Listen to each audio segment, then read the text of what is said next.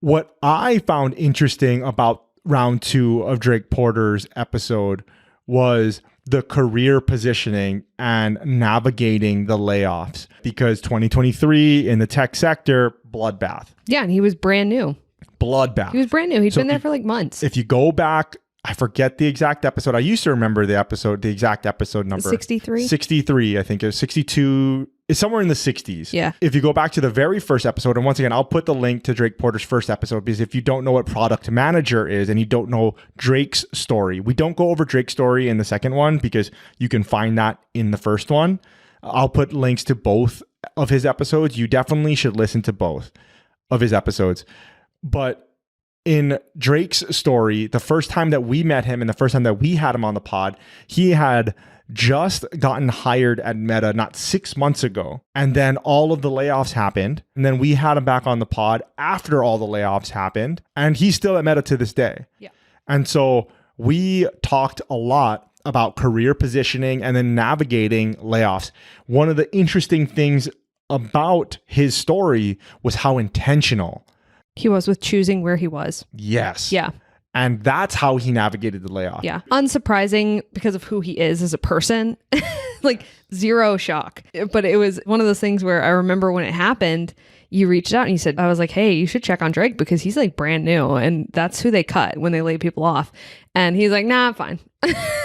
Exactly. Yeah. So when I heard all the layoffs were happening, I shot him a text and I was just like, hey, I hope it didn't affect you, whatever. And he was like, yeah, we're all good. And that's why I brought him back on so that we could talk about that, because I was just like, that's crazy. How'd you do that? And there was like a 10% or 15% haircut off the top of everybody. Which is a lot. That's a lot of people. He was super new and he wasn't a part of that. That's crazy. So it was a really good lesson in forward thinking, in career planning, and being in a vital position. What I found interesting about the way that he positioned his career, usually when we're talking to people about career positioning, and for those that really, really value job security, this is just a note, not everyone values job security as much as other people. A lot of people, I would probably say majority of people, really, really care about job security. But there is a subset of people that I fall into that category. I'm not super concerned about that. I can go get more work. It's mentality. Yeah, totally. So when we're talking to the people that are concerned about career positioning, our usual advice is to look for profit centers.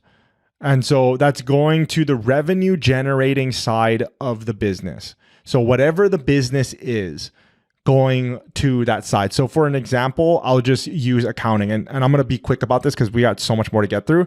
But I'm going to be quick. So from a revenue generation perspective, accounting is usually a cost center. Usually it doesn't bring in any money to have your accountants go through the books. So it can save you money. Sometimes it could tell you where to allocate your money, but majority of the time it is a cost center because it is a necessary part of your business that doesn't actually make you money.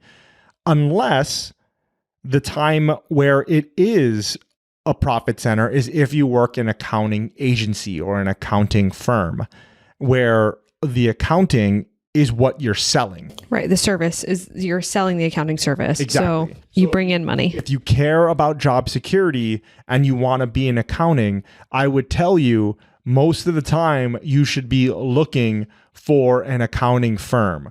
Go and work in an accounting firm because that's where you are going to be bringing in the money if that's what you care about. You care about that job security. The way that he navigated it was he went to an essential part of the business.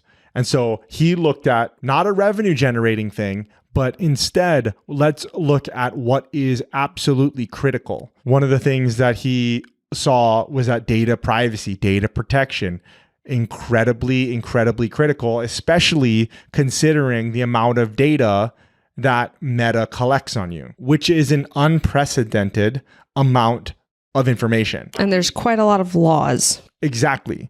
And so highly skilled and highly specialized and highly necessary. I found that episode fascinating. It was very interesting. Yeah, definitely. Episode 107 with Drake Porter. That was a great one.